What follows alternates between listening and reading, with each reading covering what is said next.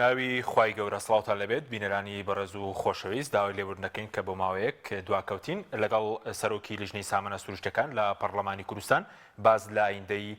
کەرتی نەوت و غازی هەرێمی کوردستان دەکەین بەتایبەت ئەو پێشاتە نوێی کاتوتە ئاراوە موشک بارانکردنی کێڵگەی غازی کۆرمۆر و ئایندەی غاز هەروە پرسی کشانەوەی کۆمپانیا نەوتیەکان لە کەرتی نەوت و غازی هەرێمی کوردستان و پرسی لە سەراسی ناوخۆش کە ئەم کەرتە ڕوبەڕووی بێمتمانەیەکی زۆر لەلایەن هاوڵاتیان بۆتەوە و هاوڵاتیان نیگەران لە شێوازی ئیدارەدانی کەرتی نەوت بۆ قسەکە لە سەرم پرسە کاک عەلی ئەحمەد ساڵح سەرۆکی لیژنەی سامانە سروشتەکان لە هەولێرەوە لەگەڵمانە. کاک عەلی سوپاس بۆ ئامادەبوونتان. ئەگەر سەرەتا لەوە دەست پێ بکەم دەمەوێت خوێنەوەی بەڕێزت بزانم بەتایبەت بۆ هێرشی موشکی سەر کێڵگەی غازی کۆرمۆر کە لە ماوەی ڕابردوودا 3000 دووبارە بەوە چ کاریگەریەکی هەیە بۆ ئەو هێرشە موشکیە؟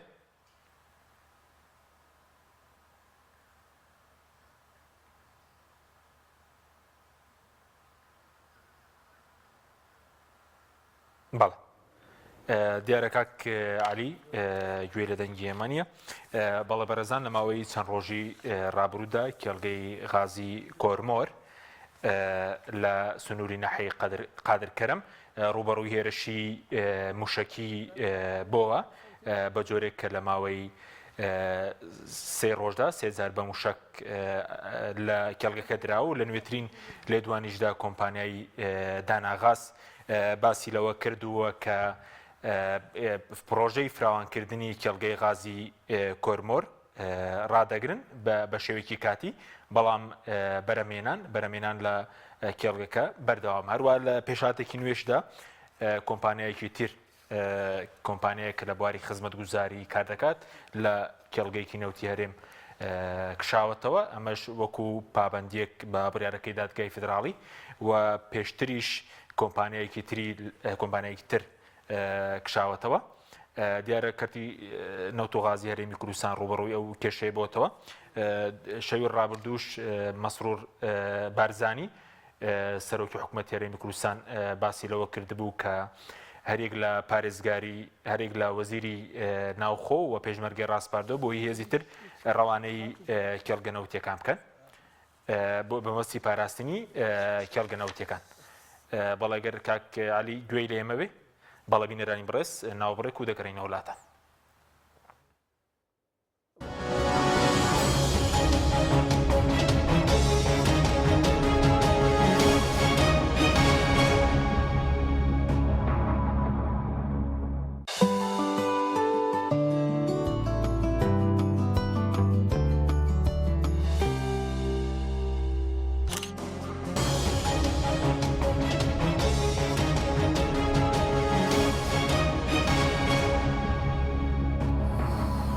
جارێکتر سڵاوتان لێبێت داوای لێبوونتان یەکەین بینەرانی بەڕێز داوای لێبوونە جەنابشی دەکەین کاک عەلی بۆی گرفتێکەوە درەنگ هاتین لای بەڕێستان.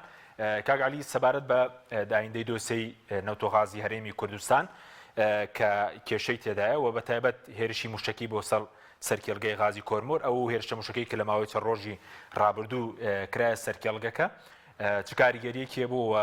لە ئایندەشدا کاریگەری چی دەبێت؟ بەڵێ بە ناوی خوای گەورە و میهرەبان سوپاس بۆ بەڕێستان سوپاس بۆ ئەم دەرفەتە ڕێزم بۆ بینەران. طبعاً لە دوای قەرارەکانی دادگای فیدراڵیەوە دیار بوو هەنگاو بە هەنگاو فشارەکانی عێراق بۆ سەر دۆسیەی نەوت و غاز لە هەرێمی کوردستانە زیادەکە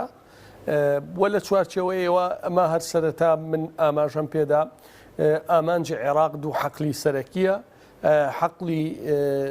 خورمەڵە نەوتی خورمەڵە کە نزیکەی 170,000 بەرمیل نەوتی هەیە کۆمپانیای کاری لەسەرەوەی کۆمپانیای بیانی لێ نییە و حەقلی قادرکەرم ئەم دوو حەقلە واتە توانین بڵێم نەوتی کوردستان واتە ئەم دوو حەقلە نەوتی کوردستان ئەم دوو حەقلەیە نزیکەی لە 142 کۆی نەوتی کوردستان پێک دێنێ بە باشترین کوالیەتی واتە ئەو نەوتەی تریشکە ئەفرۆشتێ بەهۆی کوالیەتی ئەم دوو حەقلەوەیە چ ئەوەی خورمەڵە چ قادرکەرەمیش کە 16,000 بەرمیل کۆندنسەیتی ڕۆژانەی هەیە کە بە تەنکەرە گوازێتەوە بۆ خورمەڵەوە خرێتە بۆری نەوتەوە بۆ بەرزکردنەوەی کوالیەتیەکەم. کۆی غازی کوردستان عیبارەتە لەم دوو حەقلە و لەگەڵ کۆی کارەبای کوردستانیشە لێرەوە بەرهەم دێ واتە بە دیوێکی ترە هەرێمی کوردستان ئەم دوو حەقلەی لێ دەرکەی هیچ شتێکی تری نامێنێتەوە جێگەی باس بێ واتە نەنەوتەمێنێ نەکارەبامێنێ نەخازەمێنێ حکومەتی عێراق ئێستا ئەگەر سەیریکەین چی ئەو موشەکانەی کە تەقی بێ ڕوو لەم دوو حەقلە بووە ئەمە دیوێکی دیوی دووەمی کۆمپانیای نەوتی باکوور سکاڵای تۆمار کردووە لە دەدگا تایبەتمەندەکانی عێراق ئەڵێ قادرکەرەم و خورمەڵە حەقلی عێراقن یعنی سکاڵای تۆمار کردووەم دوو حەقلە بگەڕێتەوە سەر عێراق و من پێم وایە بە تێپەڕبوونی کات فشارەکان زیاترە بێ واتە دوو جۆر عێراق دوو جۆر فشاری هەیە فشارێکیان قەراری دادگاکە فیدراڵی و ئەو جوڵانەیە بۆ کۆی پرۆسەی نەوتی هەرێمی کوردستان ئیتر هەموو ڕێگەکانە فشاری من پێم وایە باوەڕی من وایە فشاری جددی بۆ سەر ئەم دوو حەقلەیە باشە بەس کاگعلی سەبارەت بە دوای لەسەر خورمەڵەش قسە دەکەین غازی کۆرمۆر کە ئێستا بەرەزوت غازی شلی ماڵان کارەباش بڵێن ئەو غازی بۆ کارەباش لێوێ بەرهەم دەێنرێت کۆمپانیەکە کارەکانی وەستاندووە یاخود تەنها پرۆژەی فراوانکردنی بڵێن غازی کێڵگەی غازی کۆرمۆر وەستاوە بۆ موشەکانەوە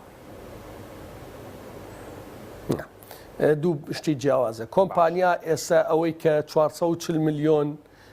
پێسێجا غازی سروشتی ڕۆژانەیە بۆ بەرەمهێنانی کارەبا بەکاردێت بەردەوامە ئێستا ڕۆژانە لە دوێنێ دوانزەی شەوە ئینتاجی غازیش دەستی پێکردەوە طبعاً بەهۆی بوومە لەرزەیەکەوە 20 سەعاتی ڕاگیرا هین عفو هەورە بروسکەیەکەوە قەپانەکە تێک چوو بوو ئێستا ڕۆژانە 1100 تەن غازی ماڵان LPG پێڵێن بەردەوامە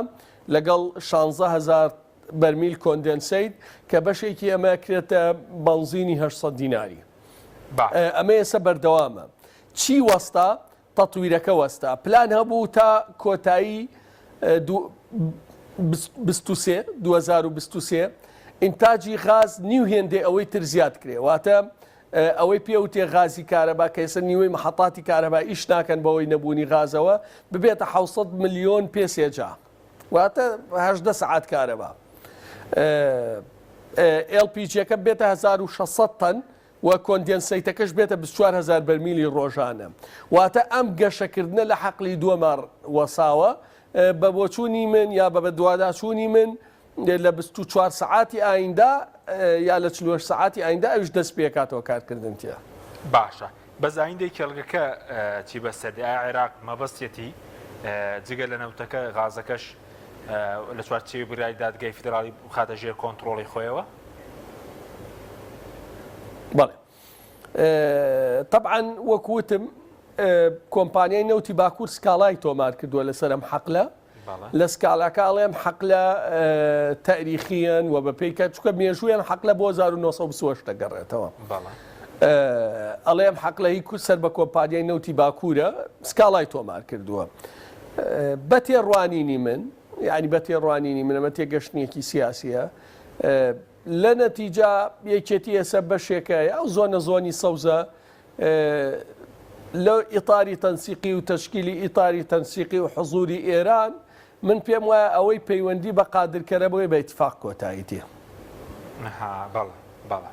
یعنی ئێستا و توێژێکی شێ لەسەرەوەی کە بە ئیتفاقکە چۆن بێ چۆن ڕێک بکەون یەکێتی و لەگەڵ عێراق کە ئەوی دارێ و ناوچێدەدا ئەوەی من زانی و مەکاک حەکیم سەریح بم لەگەڵتا یەکێتی لە نەتیجا ناچێتە ململانەیەکی تیژ و بەریەکەوتنەوە لەگەڵ عێراق بەڵێ دەستیان پێکردووە بۆ ئەوەی کە ڕێک بکەون یعنی یەکێتی ئامادەیە کێڵگەی غازەکە لەگەڵ عێراق بە هاوبەشی بێ یاخود تەسلیمی عێراقی کاوەندەی کە زانیاری لای جەنابەت هەبێ ئەو کاتە هەرێمی کوردستان هەبێ بە دوولەتی فەرمیەوە ئێستا دوولەتە بەس بە تەواتی فەرمی نییە ئێستا جوو دەکە ئەوەیە هەم حکوومەتی عێراقی هەم ئیطاری تەنسیقی هەم تا ڕادەیەک ئێران بەڕێکەوتن کۆتایی پێبێ دوای بڕیارەکەی دادگای فیدراڵی ئایا پارتی بەمە ڕازیە بێ یا ڕازی نابێ نازانم بەڵام ئەگەر عێراق زەختەکانی زیاتر کە تەسیرات لە داهاتی نەوت بکە بە تایبەتی خورمەڵە و هەندێ بابەت بۆ نمونە داهاتی نەوت لە 500 ملیۆن دۆلارەوە ێستا نزیکەی 500 بێ بە 400 ملیۆن دۆلار ئەبێ یەکێتی بۆ منتیقەی خۆی نزیکەی 90 ملیۆن دۆلار بۆ تەواوکردنی تەنیا موچە دابین کاتجگە لە پێی ناکرێن ئەو کاتێ بێتەوە بە کێشە دیسانەوە ئەمە جگە لە نسلەی دەوائیر و خەدەمات و حتا ئاخری یعنی هەموو تەئسیراتێ لە داهاتی نەوت کەمبوونەوەی زیاتر نزیک دەکاتەوە لە دوو ئیدارەی باشە بەس کاگالی ئەو زانیاری جەناب زانیارێکی تازەیە ئەوەی کە یەکێتیش ئەو خواستی هەیە بەڕێکەوتن لەگەڵ عێراق ئەمە بکە هیچ کێشەیەکی نییە بەڵێ عێراق سەرپەرشتی غازەکە بکە من نازانم وردەکاری میکانیزمەکە چۆنە باشە بەڵام ئەوەنەیە زانم و معلوماتم هەیە ئەوان ئامادەن لەگەڵ حکومەتی عێراقا بە شێوەیە لە شێوەکان عازێکیشیان پێدراوە بۆ وەرگرتنەوەی سەرۆ کۆمار و ئەزانم یەکێتی ناوێت بێ بە بەشێ لە ململانیەی نەوت و غاز ئەگەر تند بێتەوە لە نێوان هەریەم و بەغا واتە کە ململانیەکە زۆر تند بووە کاریگەری کرد لە داهاتی نەوت لە دۆخی هەریەم جوڵەکان یەک ئاراستە نابن دوو ئاراستەیە بن باشە بەس کاگالی بڵێن وەکو ئەو بڕەگازەی کە غازی شلی ماڵان بێ کۆندنسیت بێ ئەو غازی بۆ گازوایلی بۆ کارەبا و ئەوانە بەکاردێت ئەوە چی بەسەردێر بەردەوام دەبێت ئەگەر ڕێکەوتنێک برێت تۆ پێت باشە ئەمە بکرێ یاخود باش نییە سەریکە کاک حەکیم من زۆر بەڕوونی بە بەرپرسانی هەریەمی کوردستانی شەموتووە طبعا ئەمە نەتیجەی هەڵەیە تۆ غازت نییە ڕەوانەی دەرەوەی بکەیت بە تایبەتی لە ئێسادا نیتە هیچ ژێرخانێکیشت نییە بۆریشت نییە ئەم لێدوانت چییە هەریەمی کوردستانە بێ بە بەدیلی رووسیا و هەر غازی هەریەمەچێتە ماڵەکانی تووشیا و ئەمە چی بوو ئەگەر سیاسەتێکی تەندروست هەبوایە ئەمەی بۆت باسەکەم سیاسەتێکی تەندروست من سەرۆکی لیژنەی وزەم لە وردەکاری ئاگادارم ئەتوانرا بەهادئی ئیشی تیا بکرێت ئەم تەتویرە گەرباتە لە 440 ملیۆن پێ سێجاوە ببێ بە 600 ملیۆن سێجا ئەتوانرێت بڵێ بۆ کارەبای ناوخۆمە من 18 بۆ 20 سعات کارەبا هەبوایە ئینتاجی غاز LPG و غازی مەڵام ئەم زستانەش ئەزمەی غاز دروستە بێتەوە بۆ معلوماتە ئینتاجی غازی ماڵان ئەبوو بە ئەوەندە و نیوێک ئەو کاتە قەڵکەی توانی نرخی غازیش دابەزی سیارە بکرێ بە غاز من چەندین شەریکە ئەجنەبی ئامادەیان دەربڕیوە بەبێەوەی دینارێکی حکومەتی تیاابێ بۆری غاز ڕەوانەی ماڵان بکەن ئەو کاتە خەڵک لە بری نەوتی سپی یا زەختکردن لە کارەبای توانی ئیسیفادە لە غاز بکە ئەمە جگەلەوەی بەرهەمی کۆندنسیتەکە بەرزە بوویەوە یعنی ئەتوانرێت ئینتاجی ئەم غازە لە ناوخوا زۆر باش تەوزیف کرێ ئینتاجەکە زیاد کرێ بەڵام کە تۆ نای ئەمە شەرحکەی یەی هەرتەنیا تەرکیزی لەسەر ئەوەیە غازەکە ڕناردەی دەرەوە بکەی بێگومان لەگەڵ حکوومەتی عێراقی کورە بڵێم لەگەڵ ئێران لەگەڵ کوێ تووشی بەریەکەوتن نەبیت غاز وەکو نەوت نییە قورسترە لە نەوت بەشێکە لە معادلەیەکی گەورە تری ناوچەی بەڵێ باشە سەبارەت بە ئەوە پرسی غازەکە کە بەوچین بەڕێز ڕەنگە بەڕێکەوتن کۆتایی بێلیانی کێتی و بڵێن عێراق ئەی کێڵگەی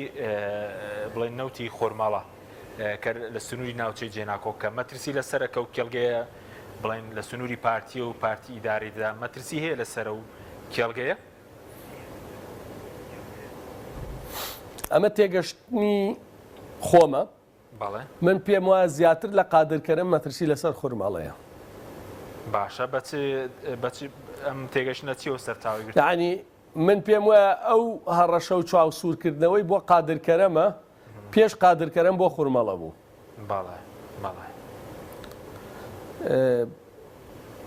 ئەزانین چۆنە کاک حەکیم باشە خورمەڵە بکەوێتە دەست عێراق هەریەمی کوردستان نامێنی هەرێم نامێنیان ئابوووریەکە تەنیا بەم حەقلە بۆ طبعا ئابوووریەکە نەما هەریەم لەتە بێت بۆ لەوانەیە بڵێ عەلی بۆ نزیکەی 170,000 بەرمیل نەوتی باشترین کوالێتی لەم حەقلایە، باشترین کوالێتی لەم حەقلایە، بۆریەکەش خۆتە زانی لێەوە دەست پێکات. باشە ئەمە ڕاستە 170 بەراورد بە 410 بە 1000 بەرمیل ێستا ئەڕۆن وەکو بڕ نیوە نییە، بەڵام وەکو نرخ، وەکو کاریگەری، وەکو کوالێتی نیوەیە. چکەمە هیچ کۆمپانیایکی سەرکاری ئەجنەبی لێ نییە، مەسروفەکانی وەکو حەقلەکانی تر نین و حتا ئاخری. ئەو کاتە داهاتی نەوت ئەگەر بێ بە 250 ملیۆن دۆلار موچە 600 ملیۆن دۆلاری پێویست بێ، چۆن دابەشەکرێت؟ ئەمە جگەلەوەی ئەگەر هیچ نرخی نەوت دانەبەزێت و جگەلەوەی کێشە بۆ کوالێتی نەوتەکە دروسە بێت و حتا ئاخری. ئەو کاتە بۆ نمونە لەم 250 ئەگەر سەدی بەر ئیدارەی سلێمانی بکەوێت ئێو کاتەوە لەوێ هەر موچە نامێنێ، ینی کێشەی گەورە دروسە بێ. ئەو یعنی من لە پەرلەمانە کە بە مەبەستەوە یا بە هۆشیاریەوە ئەم دەستەواژەم بەکارهێنا کەوتم تارماییەک بەڕێوەیە لەسەر هەرێمی کوردستان پێویستە عەقڵانە و ژیرانە مامەڵەی لەگەڵا بکرێت. ئەمەیە یەکێکیان پەیوەندی بە هەرێمی کوردستان و عێراقەوەیە، ئەم بەینە چی بەسەریەت؟ یەکێکیان پەیوەندی بە کۆی هەرێمی کوردستانەوەیە، ژیانی خەڵک چی بەسەریەت؟ یەکێکیان پەیوەندی بە دابەشبوونی فەرمی هەرێمی کوردستانەوەیە چی بەسەریەت؟ ئەمە سێ بوعدی جیاوازە کە دراسێکی عەقڵانیەوێ بۆ هەرسێکەیە. باشاگەر بۆمانشی بکەیت و حەلیشی هەیە، بەڵام چێ گوێ لە حەلەگرێت؟ باشە دەتوانی هەرسێ ئەو سێ پسەمان بۆ ڕوون بکەیتەوە ئەوی بەڕێزت باست کرد ئەو تارماییە؟ بەڵێ فەرموو. بەڵێ طبعاً تارمایەکە عێراق ئەمە قەراری دادگای فیدراڵی جیاوازە لە قەرارێکی سیاسی و قابلی طعنیش نییە. جا ئەمانەڵێن بە ناو دادگای فیدراڵی یا شەرعیەتی نییە، ئەمە قسەی ئەمانە. لە نەتیجا عێراق مامەڵە لەگەڵ قەراری ئەم دادگاکە، هەرکێ سەرۆک وەزیران بێ بقە ئەم قەرارە بە تەدریجی جێگیرە بێ. فشارەکانی عێراق چین لەسەر هەرێمی کوردستان؟ محاکمی ناوخۆیی بە دادگای فیدراڵیەوە کە قەراری باتەوە قابلی طعن نییە. مەحفەلی دەولی و شەریکات لە نێوان هەرێم و دەوڵەتانە زیاتر دەوڵەت هەڵەبژێرێ. سیستەمی بانکی جیهانی و بانکەکان هەر دەوڵەت هەڵەبژێرن. دەوڵەتان بۆ نمونە تورکیا و عێراق لە نێوان هەرێمی کوردستان و عێراقا ناچار بکەوە وەکو ڕیفراندۆمەکە هەر عێراق هەڵەبژێرن. ئەی فشارەکانی هەرێمی کوردستان چییە؟ بەس هەر ڕەشەیە یا بە مەحکەمە دادگاکانی هەرێمی کوردستان شتێکن کە لە عێراق کاری پێ ناکرێن. عێراق بە هەردوو ئاستەکە ئیشەکە و ئەگەر حکوومەتی نوێ پێک بێ ئێستا تا ڕادەیەک حکوومەتێکی فشۆڵە ئەمە نایە. ئەم فشارانە جدیترە بێتەوە بە تایبەتی لەسەر خوورمەڵە و قادرکەرم. تۆ چیەکەی؟ و من معلوماتی دقیقمەیە کە یەکێتی بە پارتیشیان تۆ بە سەرۆکی هەرێمیان وتووە کە سەردانی سلێمانی کردووە وتویانە ئێمە ئەگەر زۆرتون بکرێتەوە ناکەوینە بەریەکەوتن لەگەڵ عێراقا لەبەرەوەی دۆخی دارایی خۆمان بەرگە ناگرێ. یەکێتی لە سلێمانیە کە حکومەکە کاک حەکیم کەمینەیەکی زۆر کەمە لە ساڵ 9 دەنگی دەنگدەرانی سلێمانی هێناوە. بە لە ساڵ 9 یەک دنیا ئەزمەوە چۆن دەتوانی حکومی خەڵکی کورد سلێمانی بکەیت؟ باشە ئەمە بەشێکی لەگەڵ عێراقا. لە ناوخوا لەگەڵ ناوخوا زەختەکانی عێراق کاریگەری دروستەکە لەسەر گەڕانەوەی پارە. 2 مانگ پارە نێت موچە نادرێت. یان ئایا من ئەزانم عێراق پێش هێرشی سەربازی بە نەرمینیش لەسەر مەحاکمەکە قەراری مەحکەمە وەرەگرێ، قەراری دادگای فیدراڵ وەرەگرێ، جوڵەی بانکیەکە، سیستەمی مالیەکە، دوامین بژاردە. ئەگەر ئاستەنجی مالی بۆ هەرێمی کوردستان دروست کرد ئەمان چیەکەن؟ خۆی ئەمە نە احتیاطمان هەیە نەیە دەگێکمان هەیە، هیچ شتێکمان نییە. چیەکەی لە ناوخۆی هەرێمی کوردستانە؟ خاڵی سێیەم پەیوەندی بە بەریەکەوتنی یەکێتی و پارتیوە. دۆخی یەکێتی خۆی زۆر خراپە، بە تایبەتی دۆخی ئیدارەی سلێمانی زۆر خراپە. 873 پرۆژە لە سنووری ئیدارەی سلێمانی هەیە لە پرۆژەی ڕێگاوبان، ئاو خواردنەوە، ئاوەڕۆ، تەندروستی، کشت و کاڵ بە هەمووی 100% وەستاوە. تەنیا 100 مەترێکە چەند سیارەیەکی کەم ئیشی تیاکە. ئەو ڕۆژەی وەزیری شارەوانی نەبێ هاتبوو سیارەکانیان زیاد کردبوو. وعدیاندا 6 ملیار خەرجکەن، من پێم وایە ئەوە جێبەجێ نابێت. ناشە چیەکەن؟ باشە ئەو کاتە زەخت دروسە بێ ئەگەر داراییەکەش کەم بوو بیرکەوە لە سلێمانی ئەگەر موچە نەدرێت ئەگەر خەدەمات نەبێت ئەگەر چی دروسە بێ ئەو کاتە پارتیەڵێ خەتای یەکێتیەڵێ خەتای پارتیە دیسانەوە بەریەکەوتن دروسە بێ بۆ ئەوەی ئەم تەرماییە بڕەوێتەوە چی بکرێ ئەمە گرنگە من پێم وایە باشە ئێمەوە کوەریەمی کوردستان بابێن تەرجمەی قەرارەکەی دادگای فیدراڵیکەین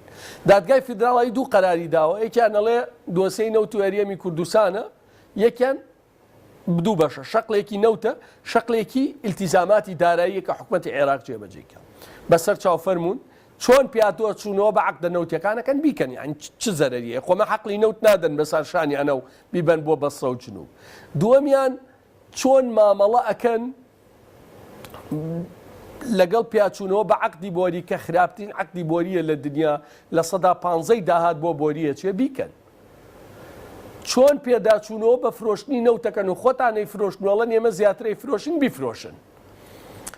لە بەرامبەر شایستەی دارایی هەرێمی کوردستان ئەبێ دابی نەکرێت ئەبێ نزیکەی 800 بۆ 850 میلیۆن دلار بواتە 500 دەکەت ئەبێ بە 800 بۆ 850 ئەویش ئیلتیزاماتی شەریکات جێبەجێیەکە و لە بەرامبەر هەرێمی کوردستان بە پێی راپۆرتی دیلۆت ئێستا 3 میلیارد و 900 میلیۆن دلاریش لەسرە قەرزی شەریکات ئەمە بژاردە عەقڵانیەکەیە بە ئامادەبوونی ئێرانە کورە ئەمریکایە کێ ئەم ئیتفاقیە بکرێت لە قانونی بودجە و دواتر لە یاسای نەوت و غازا دەرچوێنێ جێگیر کرێ ئەگەرنا لە منی وەرگرە ئیتفاقی تەشکیلی حکوومەتیش لەگەڵ پارتی و یەکێتیا بکرێتەوە هی عێراق دوای 6 مانگی تر ئەم قەرارەی دادگای فیدراڵ هێننەوە ساحە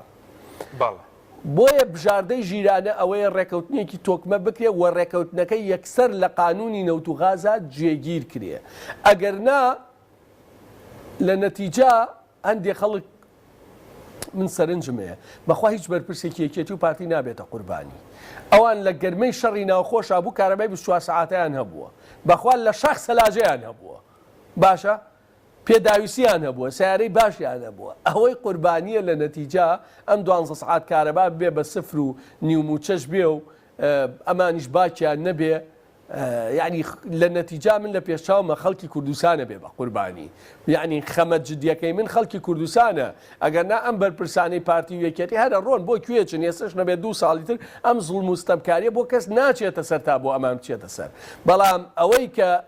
بۆ ئێمە ئەوەیە خەڵکی کوردستان ئەرزی کوردستان نیشتیمانی کوردستان ئەینا ئەم بەرپرسانە چیان بەسەریە با بەسەریان بێت باشە بەس کاگالی ئەو سینەرانەی کە بەڕێزت باس دەکەی ئەو تارمایە بۆی ترسیژت بڵاو نەبێتەوە دوورن یاخود نزیکن هەمەوەی عێراق کە بڕیارەکە بە زووی جێبەجێ بکە ئەمە مەراحلە کاک پەیوەندی پارتی کاک حەکیم ئەم پرۆسە ئەم پرۆسە مەراحلە مەراحلە یەکەم قەرارەکانی دادگای فیدراڵ بوو مەرحەلەی دووەم سکاڵاکەی کۆمپانیای نەوتی باکوور بوو لەسەر خورمەڵە و کۆرمۆر مەرحەلەی سێەم تەبلیغکردن و نووساوکردن بۆ شەریکاتی نەوت بوو یعنی بە تەدریجی ئەوان فشارەکەن نامەناردن بە تەدریجی فشارەکەن تۆش یعنی کێشەکە ئەوەیە بەرپرسانی هەرێم یەک پلانی تۆکمیان نەبووە بەرامبەر بەمانە هیچ یەک پلانی تۆکمەم بۆ بڵێ مەسەن چیان کردووە ناتوانانی هەر بێ لێرە و بەیاننامەیە دەرکە و ڕەتیکەوە و چی و بابە لە نەتیجا بۆ نمونە ئەگەرەکان تۆ بۆ هەموو ئەگەرێک بژاردەیەکت هێوانە لە سیستەمی مالی گرفتی بۆ دروستکردم چیەکەی باشە بۆ نمونە پلانی سەربازی هەبوو چیەکەی شەڕەکەی بۆ نمونە من پێ تەڵەبێکێتی شەڕ ناکە لە نیویۆرگە شەڕ ناکە لەگەڵ سوپای عێراقا و ئەمەش معلوماتی 100% باشە نایکە ڕێکەوت دەکە پارتی تۆ چیەکەی شەڕەکەی چەند ڕۆژ 1 2 3 4 5 یعنی چی ڕوەدا دوای ئەوە یعنی ئەبێ هەموو ئەم بژاردانە لێک بدرێتەوە پلانێکی عەقڵانی بۆ دانچێ نەک هەر ئیدانە سەرکۆنە ئەمانە دۆڕاون فاشیلن میلیشیان یاخین لە یاسا دەرچوون دادگای فیدراڵی هیچ بەهایەتی ئەمە قسەیەکە تۆ ئاڕاستەی جەماوەری کوردیەکەی باشە ئەی لە ئەسڵا چیەکەی بەرامبەر بە واقعەکە چۆن ڕوبەڕوویە بیتەوە ئەمە گرنگە باشە بەس دوێنێ بەنامەی سەرۆکی حکوومەت شەبوو کە وتی لەگەڵ مستەفا کازمی قسەی کردووە لەگەڵ برێد ماگۆر قسەی کردووە و هێزی زیاتریش دەنێرن وەزیری پێشمەرگە و ناوخۆی ڕاستپارد هێزی زیاتر بنێرن و بە خەڵکی کوردستانی وت کە ئیرادیان بەهێز بێت و هیچی لێ دەخوێنرێتەوە ئەو بەیاننامێ بابەتەکەەوە نییە ئێمەمانان ترسنۆک بین ئەوە نییە ئێمەمانان ترسۆک بین سیاسی ژیرەوەیە نێڵە میلەتەکەی تووشی نەهامەتی بێ باڵێ نەک ئەوەی بێمنەتین و سەردانانەوێنین و ئیرادەمان زۆر کاکە بەرجێگەی سەوەکی حکوومەتەوەی شەریکاتی نەوت ئیرادیان بەهێزە کورە شەریکاتی نەوت بە ئیرادەیش ناکات بۆ ڕەبحیشەکە هەمیشە بە سند متابعە کاک ڕەبح و زەرەر و خەسارە و ئەگەر و لێکەوتەکانی چین چکە موساهمەیە نرخی سەهمیەتە خوارەوە خۆ ئەمەوە نییە ئیرادەی بەهێزە و ئەوانە نەببێ بۆیە بژاردەی ژیرانە ئەوە نییە کە بڵێ خەڵکی کوردستان و طبعاً لە یاسا دەرچوون و کێ و مەسەن بۆ نمونە ئەگەر قەراری دادگای فیدراڵ دەرچوو یا قەراری هەر دادگایکی عێراق وتی قادرکەرەم و خورمەڵە حەقی کۆمپانیای نەوتی باکوورن پێویستە لەسەر وەزارەت حکوومەتی عێراق ئەم هەموو ڕێوشوێنێ بگرێ بۆ ئەم حەقلانە بگەڕێنێتەوە هەرێمی کوردستان چیەکە بۆ ئەمە شەڕەکە چەندێ شەڕەکە مەسەن چەندێ شەڕەکە نەتیجەی ئەم شەڕە چییە شەڕێک لە بینی هەرێم و هینێکا ببێ نەتیجەکە چی ڕووەدا تاکوێ بەردەوامە بێ یعنی من پێم وایە بێ بیر لە دراسەی عەقڵانی بکرێتەوە دراسەی عەقڵانیش ئەوەیە کە من وتومە باشە بەس کاگالی ئەو مەترسی هەیە پێکدادانی سەربازی هەرچەندە ئێستا هەرێمێزی نردووە بۆ دەوروبەری کێڵگەنەوتیەکان بۆ غاز من پێم وایە دوورترین مەترسیە دوورترینە من پێم وایە عێراق فشاری مەحاکم بەکارێنێ فشار لەسەر شەریکاتی نەوت بەکارێنێت و فشار لە سیستەمی بانکی و لە دەرەوە ئەوانە بەکارێنێت ئاسان پەنا بۆ هێزی سەربازی ناوە باشە بەس ئێمە ئەگەر وتت کێڵ ئەگەر ێکشەخۆ لە لەحزەیەکا کردی چیەکە یعنی سیاسی ژیرەوەیە بە حەزەرەوە تعامل لەگەڵ هەموو ئەگەرەکان بکەم باشە بەس ئەگەر کێڵگەین غازی کۆرمۆر لەگەڵ نەوتی خورمەڵە هەرێمەوانە لەدەست بدات کەرتی نەوت و غازی هەرێم کۆتایی پێدێت هەر حکوومەتی هەرێم کۆتایی بێدێ بەس بۆچی نەوتەکە وابەستە بکەینەوە بە حکوومەتی هەرێم نەوت و غاز کاگالی باش کاک حەکیم دووشت جیاوازە ئەگەر عێراق بە ڕێکەوتنێک بێ بە قەراری دادگای فیدراڵی بێت کۆی پرۆسەی نەوت و غاز بە هەماهەنگی بێ بە وەرگرتن بێ بە هەر فۆرمێک بێ وەرگرێت جیاوازە لەوەی بێت دەست بەسەر ئەم دوو حەقلا بگرێت ئەگەر بە جێبەجێکردنی قەراری فیدراڵی بە هەماهەنگی بە ڕێکەوتن ئەم پرۆسە کرا ئەو کاتە ئیلتیزاماتی مالی بەرامبەر بە هەرێمی کوردستان جێبەجێەکە بەڵام ئەگەر بێ لە کۆی هەموو حەق لە نەوتەکان ئەم دوانە ببە بشڵێ ئەم دوانە هی خۆمە نەم بردووە ئەو ئەڵێ ئەو کاتەڵێ بەشەکەی تری هەر بۆ خۆت بێ بڕۆ خۆت چۆن نەوتە فرۆشی چۆن پێداویستی خۆت دابینەکەی چۆنەکەی بیکە هیچ ئیلتیزامێکی مالی جێبەجێ ناکە ئەو کاتە نەموچەت پێدابی نەکرێت نەکارەباتە مێنێ بڵێ غازیشە بێ 50,000 لەسەر هاوڵاتی باش ئەنی ئەم دووشتە ئەبێ هاوڵاتی کوردیش لێکی جیاکاتەوە باشە بەس واتە ئەو کاتە حکوومەتەکەی ئەرێمە مێنیە وەکو مان باشە بەڵام مەسەن موچەی پێنادێ غاز نییە ئەوە نییە ئایا هاوڵاتی ئەو کاتەم حکوومەتەی پێ قبوڵە قبوڵی نییە چی ڕووەدا تووشی شەڕە بێت لە کۆس ئەمە نازانم باش بەس کاگالی ئەگەر بەڕێز بەڵام ئەو کاتە عێراق ئەوە نییە بڵێ من وەرن معاش بم بە خەڵک باشە بەرز سەرۆکی لیژنی سامان ئەگەر کۆی پرۆسەکە وەرنەگرێ بەڵێ باشە بەس بۆ چ غازەکە بێ ئەگەر ئێستا بۆ نمونەیەکێتی بە تەنیا لەگەڵ عێراق ڕێک بکەوێت تۆ پشگیری ئەوە دەکەی پارتیش لەگەڵی ڕێک نەکەوێت یاخود وا باشە دووکیان بەیەکەوە یاخود ئەگەر یەکێتی ڕێکەوتن بکە خراپە باشە من پێم باشە هەرێمی کوردستان هەمووی بەیەکەوە ڕێکەوێت لە نەتیجا نەبنە ماڵەی تاڵەبانی نەبنە ماڵەی بەرزانی باشە بەخوا نەبێ کارەبا بن نەبێ پارێ بن نەبێ نانە بن نەبێ ئاوە بن ئەوەیە خەڵکی کوردستانە چ لە هەولێر بێت چ لە دوهۆک بێت چ لە سلێمانیە من پێم وتی کاکە لە گەرمەی شەڕی ناوخوا خەڵک ئاو نان و کارەبای نەبووە ئەوان باشترین خواردنیان نەبووە زۆرترین پارەیان پێ بووە مۆلیدە و تەرتیباتیان نەبووە 24 سەعات کارەبا بوو لە چیان کەم نەبووە لەو لۆخەشە ئێسێش هەمان شت ڕوەداتەوە بەڵام ئەگەر سنووری سلێمانی بە تەنیا ڕێکەوتنیەکی کۆنکریتی بکات عێراقێکیانە نازانم هەدەفی عێراقەوەیە کردی لەگەڵ ئەو سنوورا بۆ 6 مانگا بەردەوامە نایزانم لەوانەیە عێراق حەسکە ها ئەوە لەوە بەشێکی کورد منی قوبوڵەوە ها لەگەڵم ئەوە لەسەر غاز و نەوت ڕێکەوتین و ئەوە موچە و ئیلتیزامات بەڵام ئەم ئیتفاقەیە تاکەی بەردەوامە بێ نازانم ئەو کاتە هەولێر تووشی کێشە بێ بۆ بۆیە بە خەڵکی هەولێریش کورد نین دۆکیش کورد نین ئەو کات تۆ بڵێ وەڵا غاز نادەم کارەبای نییە هەولێر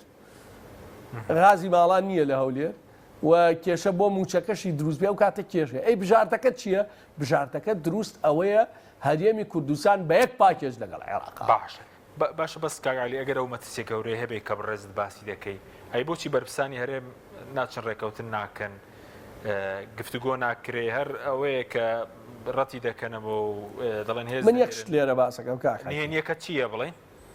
با من ڕەخنەیەکی جددی لە سەرۆکی حکومەت بگرم باش سەرۆکی حکوومەتی هەرێمی کوردستان داش عێراقە باشە داش عێراقە سەرۆکی حکوومەت چەند جار چووە بۆ بەغا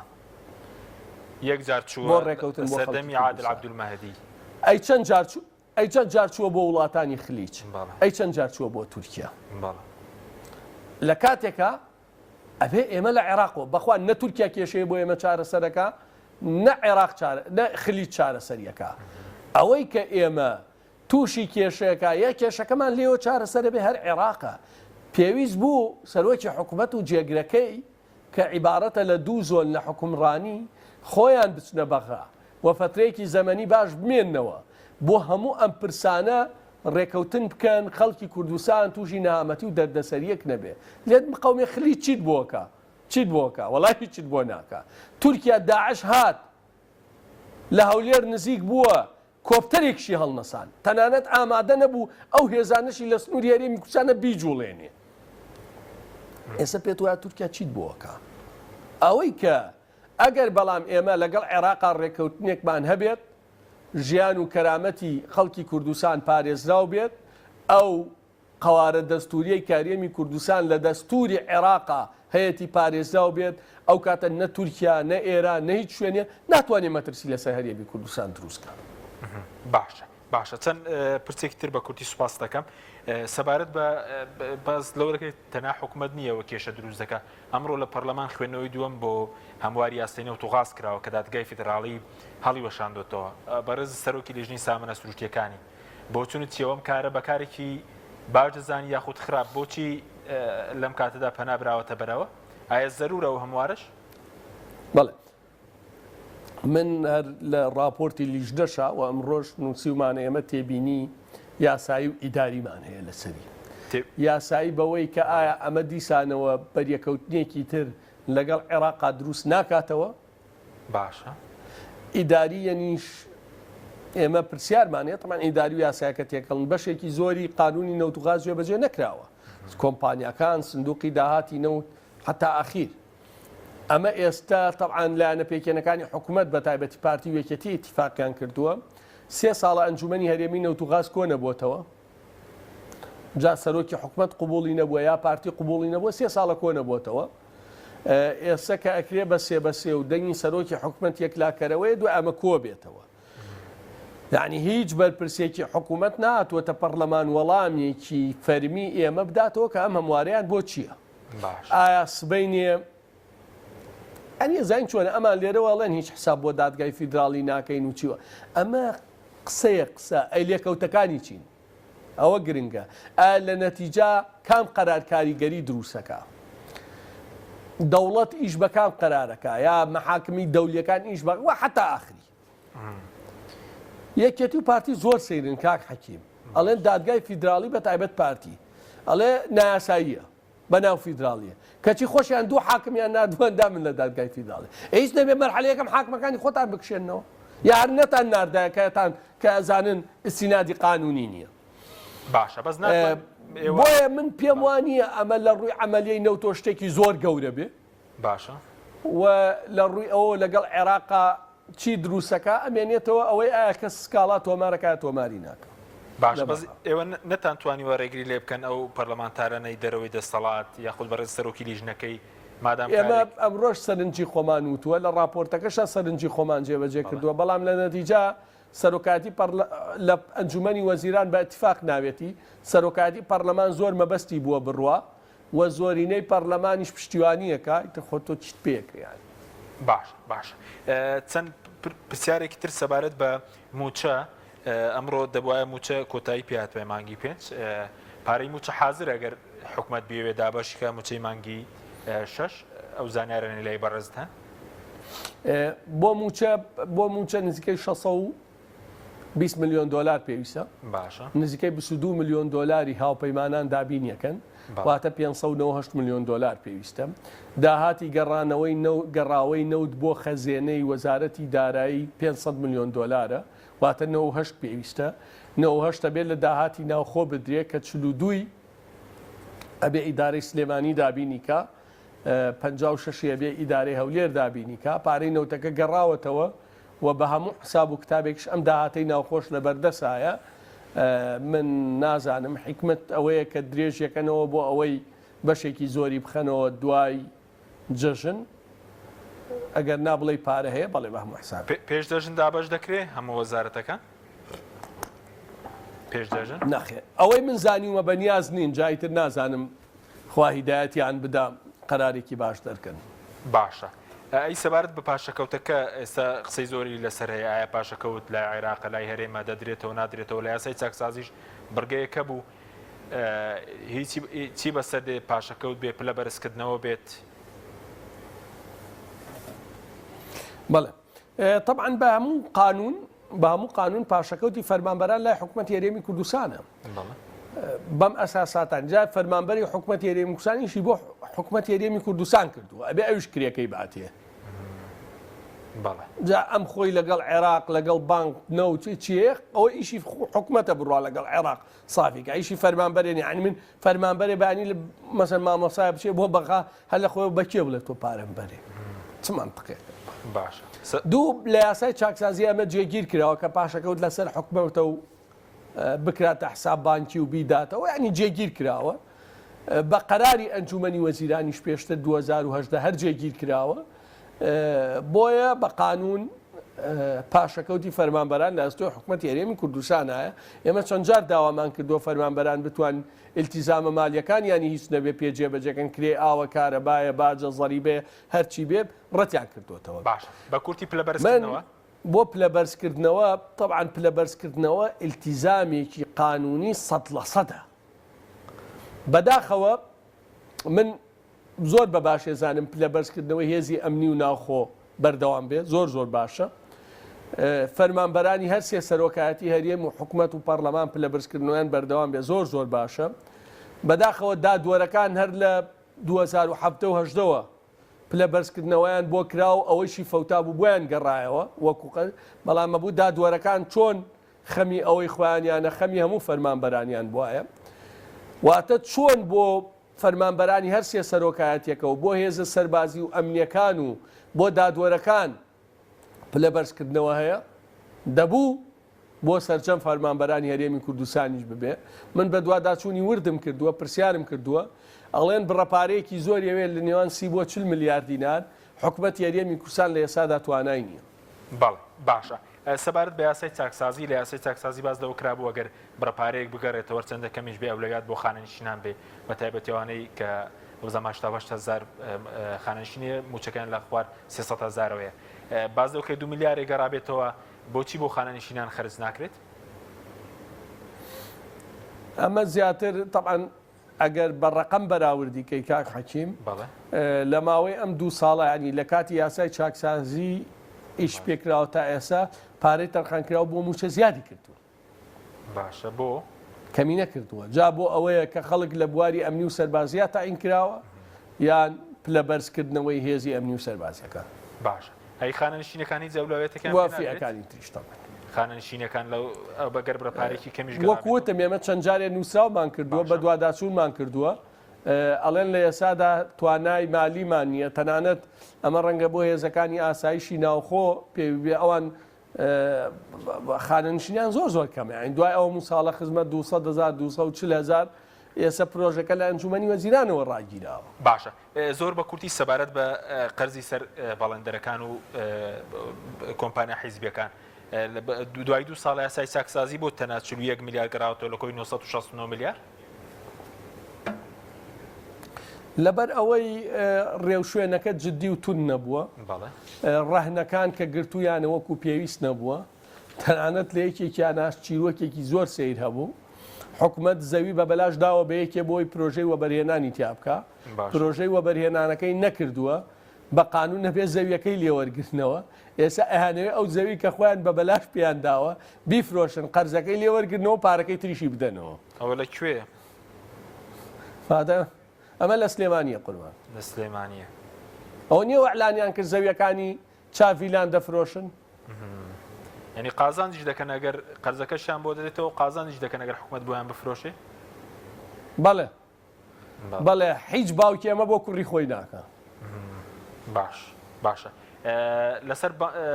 کاتمان تاوە سوپاس دەکەین سوپاس دەکەین کاک عالی سوپاس ماوە دەبن سوپاس بۆی بینێرانی بەڕێز خواتان